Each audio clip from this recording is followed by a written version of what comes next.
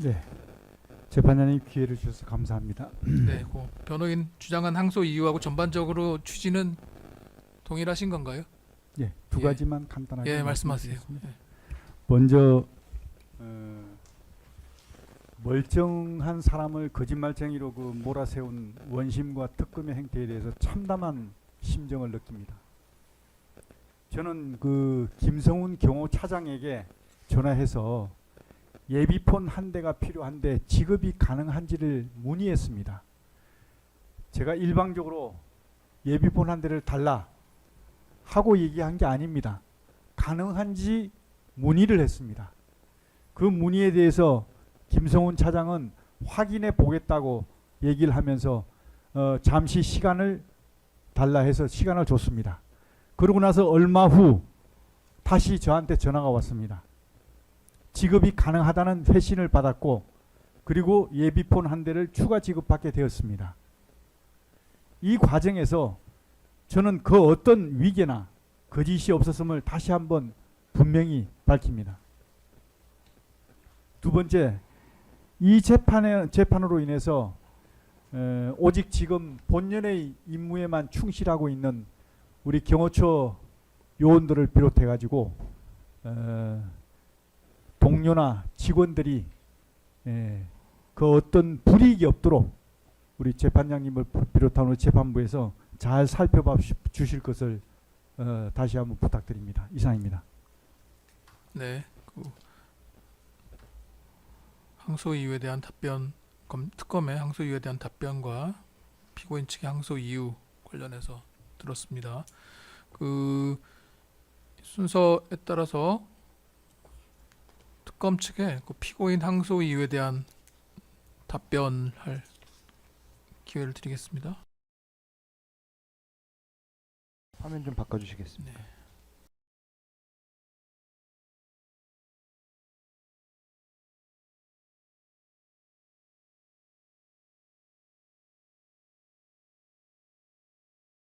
전종택 검사입니다. 피고인의 항소 이유에 대한 특검의 의견에 대해서 말씀드리겠습니다. 첫 번째로 피고인의 항소 이유서 제출 기간을 도과한 항소 이유 주장 관련해서 말씀드리겠습니다. 형사소송법 364조 1항은 항소법원은 항소유예에 포함된 사유에 관하여 심판하여야 한다고 규정하고 있고, 대법원은 직권조사 사항이나 판결에 영향을 미친 사유가 있어 직권으로 심판하는 경우가 아닌 한 항소심의 심판 범위는 피고인 또는 변호인이 법정 기간 내에 제출한 항소 이유서에 의하여 제한된다고 판시하고 있습니다. 즉, 항소 이유서 제출 기간 경과 후에 항소 이유 보충서가 제출된 경우 그 보충서는 본래의 항소 이유서 내용을 부연하여 보충하는 한도로 하여야 하고, 이를 넘어 새로운 주장을 하는 것은 허용되지 않으므로 항소법원은 새로운 주장에 대하여 판단할 필요가 없습니다. 피고인 측은 항소이유서 제출 기간을 도과한 2026년 7월 13일 보충 항소이유서를 제출하면서 기존에 주장하지 않았던 사실오해 및 법리오해 사유를 새롭게 추가하였고, 예비적으로 양형부당 주장을 추가하였습니다. 앞서 설명드린 형사소송법 및 대법원에서 확립한 법리에 따르면 피고인 측의 항소에 관한 심판 범위는 기한 내에 제출된 항소장 및 항소이유서의 주장에 한정되고, 보충 항소이유서에서 추가된 사실오해 및 법리오해 사유와 양형부당 주장은 항소심 심판 범위에 해당하지 않습니다. 이에 특검에서는 피고인 측의 항소장 및 항소이유서에서 주장하고 있는 항소이유에 관해서만 반박 의견 답변드리겠습니다. 피고인의 소송요건 항소이유에 대한 답변입니다. 우선 피고인 측의 소송요건 항소이유에 대해서 답변드리겠습니다. 피고인 측은 특별검사의 이 사건 공소 제기가 수사준비기간 중 기소로 권한없는 특별검사의 기소라고 주장합니다. 하지만 특별검사는 2025년 6월 17일 수사준비기간을 종료하고 6월 18일 수사를 개시하며 이 사건 공소를 제기한 것이므로 수사준비기간 중 기소라는 피고인 측의 주장은 근거 없는 일방적 주장이고, 원심도 피고인 측의 주장을 배척하였습니다. 피고인 측은 항소이유서에서도 근거를 제시하지 못한 채 수사준비기간 중에 기소라는 기존의 주장을 그대로 반복하고 있을 뿐입니다. 또한 피고인 측은 이 사건 공소사실 중 위계 공무집행 방해죄의 경우 내란죄에 흡수됨으로 이중기소에 해당한다고 주장합니다. 하지만 내란죄와 위계 공무집행 방해죄는 그 보호법익을 달리하고 내란죄에 위계 공무집행 방해죄가 당연히 수반된다거나 예정되어 있지도 않습니다. 피고인 측의 이러한 주장은 원심에서 배척되었을 뿐만 아니라 내란죄 관련 모든 재판부에서 내란 가담자들의 이중기소 주장을 배척하고 있고 전 정보사령관 노상원의 개인정보보호법 위반 등 사건에서는 대법원에서 이중기소 배척 판단이 확정되기도 하였습니다. 이 사건에서도 피고인 측의 이중기소 관련 주장이 받아들여질 여지는 전혀 없습니다. 마지막으로 피고인 측은 검찰청법상 수사검사의 공소유지가 금지되어 있으므로 수사에 관여한 검사가 공소유지를 한 이 사건 소송 요건에 흠결이 있다는 취지로 주장합니다. 하지만 검찰청법은 수사 개시 검사가 공소를 제기하는 것을 금지하고 있을 뿐이고 검찰청법상의 문헌상 그리고 입법 연억상으로도 수사에 관여한 검사가 공소유지를 함에 있어 어떠한 제한도 규정하고 있지 않습니다. 법원도 수사검사의 공소유지가 적법하다고 일관되게 판시하고 있으므로 이러한 법원의 판시를 보더라도 피고인 측의 주장은 이유 없습니다. 피고인 측의 사실 오인 항소 이유 중 위계 공무집행 방해 범죄 사실에 관한 부분에 대해 답변 드리겠습니다. 피고인 측은 피고인이 노상원에게 지급하기 위해 경호처 측에 비하폰 추가 불출을 요청하였다는 증거가 없다고 주장합니다. 하지만 피고인 스스로가 합수부가 구성이 되면 거기에 주요 직책자한테 하나 필요하면 줄 수 있겠다는 생각이 비하폰 요청 이유 중 하나라고 증언하였고 노상원 또한 피고인이 그 폰으로 지시할 테니까 여기서의 거기는 정보사 모 여단입니다. 거기에 가 있어라 라고 말하면서 비하폰을 건네주었다고 증언하였습니다. 이와 함께 피고인이 경호처 측으로부터 비하폰을 불출받은 직후 공간에 방문한 노상원에게 비하폰을 전달한 사정, 피고인이 주장하는 기존 비하폰의 작동 이상이 확인되지 않는 사정, 노상원을 제외한 비상계엄 관련 주요 직책자들 모두에게 이미 정보 비하폰이 지급된 상태였던 사정, 피고인이 비상계엄 선포 전후로 노상원과 비하폰으로 수회 통화한 사정들까지 고려하면 피고인이 민간인 노상원에게 전달하기 위해 위계로서 경호처 측으로부터 비하폰을 불출받은 사실은 충분히 인정됩니다. 원심도 피고인은 비상계엄 선포 이후 이 사건 수사단의 실질적인 단장 역할을 수행할 예정인 노상원과 은밀하게 상황을 공유하고 대책을 논의하는 데 이 사건 비하폰을 활용하기 위해 위계 행위를 하였다고 판단된다고 판시하였는데 이러한 원심의 판단은 정당하고 사실 오인의 위법은 없습니다. 피고인 측은 증거인멸 교사 범죄 사실과 관련하여 윤석열 대통령의 이 사건 비상계엄 선포는 대통령의 권한행사이므로 수사 대상에 해당하지 않는다고 주장합니다. 하지만 대법원에서는 비상계엄의 선포나 확대가 국헌문란의 목적을 달성하기 위하여 행하여진 경우에 법원은 그 자체가 범죄 행위에 해당하는지 여부를 심사할 수 있다고 판시하였고 헌법재판소도 비상계엄 선포가 고도의 정치적 결단을 요하는 행위라 하더라도 탄핵심판 절차에서 그 헌법 및 법률 위반 여부를 심사할 수 있다고 판시하였습니다. 현재 법원에서도 위 법률을 기초로 내란죄 재판을 진행하고 있으며 윤석열 전 대통령은 내란 우두머리죄 등으로 무기징역, 피고인은 내란 중요임무 종사죄 등으로 징역 30년을 각각 선고받아 항소심 재판 계속 중에 있습니다. 원심 또한 피고인의 비상계엄 관여 행위가 증거인멸 교사죄에 있어 형사사건에 해당한다고 판시하였습니다. 이러한 원심의 판단은 정당하고 사실 오인의 위법은 없습니다.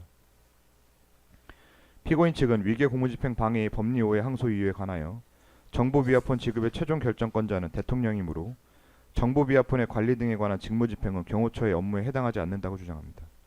하지만 피고인 측 스스로가 경호처 IT 계획부서의 정보 비하폰 관리는 경호 업무의 수행을 지원하기 위한 내부 행정 지원에 불과하고 본질적 업무인 경호 업무를 보조하기 위한 수단이라고 주장하며 정보 비하폰의 관리 등에 관한 직무 집행이 경호처의 업무라는 사실을 인정하였습니다.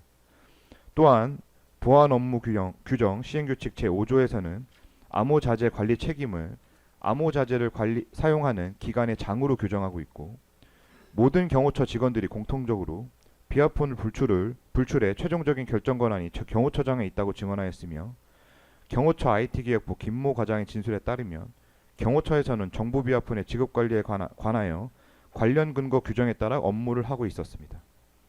원심 또한 단순한 정보 비하폰의 지급 및 반환 관리뿐만 아니라 비하폰 지급 이후의 사용 문제로 경호처 정보 비하폰 담당 공무원들의 직무집행에 포함된다고 판단된다고 판시하였는데 이러한 원심의 판단은 정당하고 법리 오해의 위법은 없습니다. 피고인 측은 증거인멸 교사의 법리 오해 항소 이유에 관하여 정범인 양호열에게 증거인멸의 고의가 없다고 주장합니다. 하지만 윤석열 대통령이 비상계엄을 선포한 이후 세간의 관심은 온통 비상계엄에 쏠려 있었고 비상계엄이 해제된 이후에는 비상계엄의 실체규명 및 주요 관련자들의 책임 추궁에 집중되었으며 비상계엄 해제 이전부터 국방부 장관 피고인이 비상계엄의 계획 준비 실행에 있어 핵심적인 역할을 한 주모자로 지목되었습니다. 실제로 비상계엄 해제 직후부터 피고인과 윤석열 대통령에 대한 고발장이 제출되었고 그와 동시에 검찰, 경찰, 공수처, 군검찰, 군사경찰 등 모든 수사기관이 비상계엄에 대한 수사를 개시하였습니다. 국방부 장관 공관에서 이러한 비상계엄의 진행 경과를 언론으로 확인한 양호열은 피고인이 비상계엄과 관련하여 수사 대상이 되었거나 될 것이라는 확정적 인식 하에 피고인의 지시를 받아 공관에서 피고인들의 물품을 파기한 것입니다.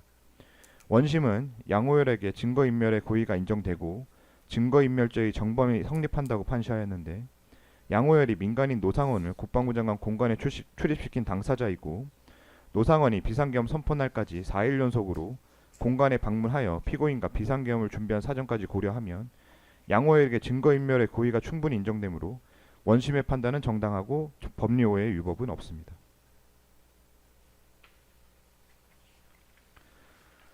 피고인 측은 증거인멸 교사의 법리 오해 항소 이유에 관하여 증거인멸 대상이 불특정되었다고도 주장합니다. 대법원은 공소사실의 기재에 있어 범죄 일시, 장소, 방법을 명시하여 공소사실을 특정하도록 한 법의 취지는 법원에 대하여 심판의 대상을 한정하고 피고인에게 방어의 범위를 특정하여 그 방어권을 쉽게 해주는 데 위한 데 있으므로 구속요건 해당 사실을 다른 사실과 구별할 수 있을 정도로 기재하면 족하다고 판시하고 있습니다. 이 사건 증거인멸 교사 공소사실은 증거인멸 지시 및 증거인멸 행위의 일시, 장소, 방법이 구체적으로 특정되어 있고 인멸 대상인 증거의 보관 장소, 소유 및 점유관계, 형사사건과의 관련성까지 특정되어 있습니다.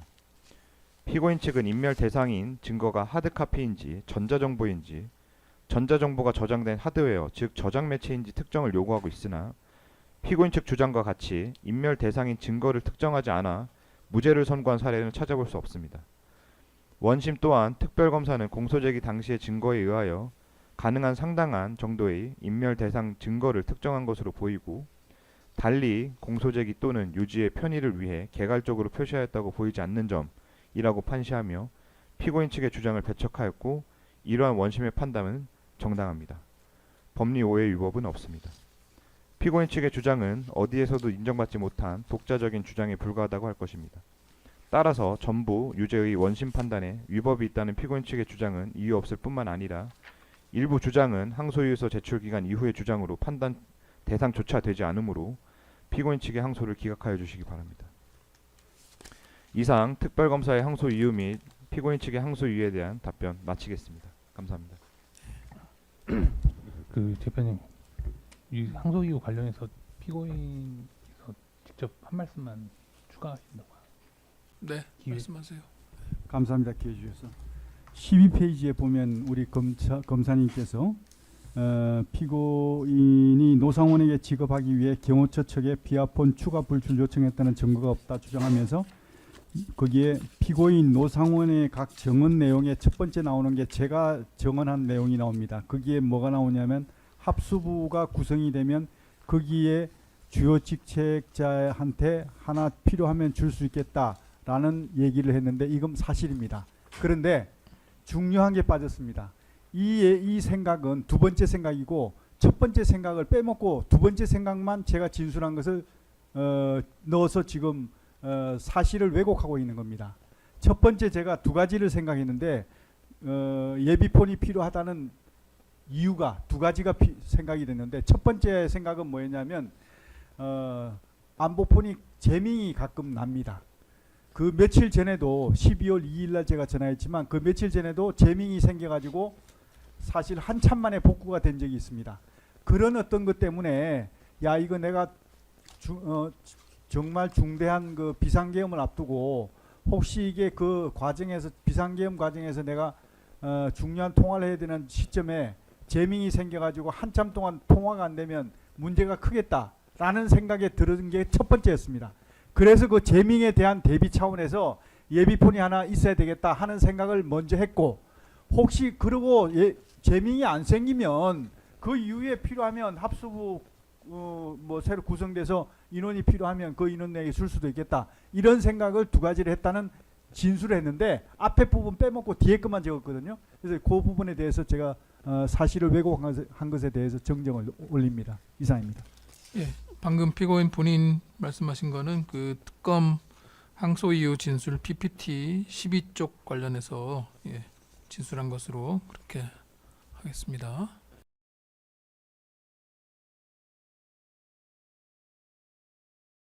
네, 이렇게 해서 항소 이유와 그에 대한 답변을 전반적으로 들어보았습니다.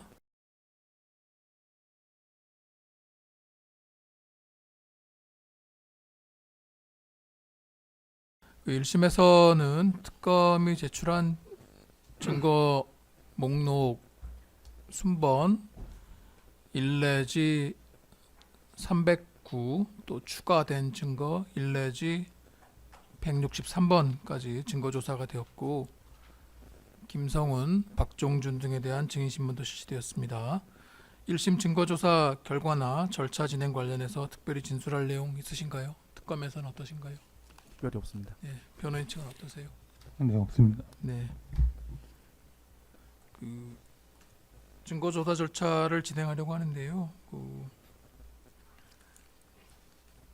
지난 준비기일 이후로 피고인 측에서 그 신청한 그 국방부의 와 방첩사의 사실조회 신청한 건 채택을 해서 저희가 보냈고 8월 7일자로 그 도착을 한 바 있습니다.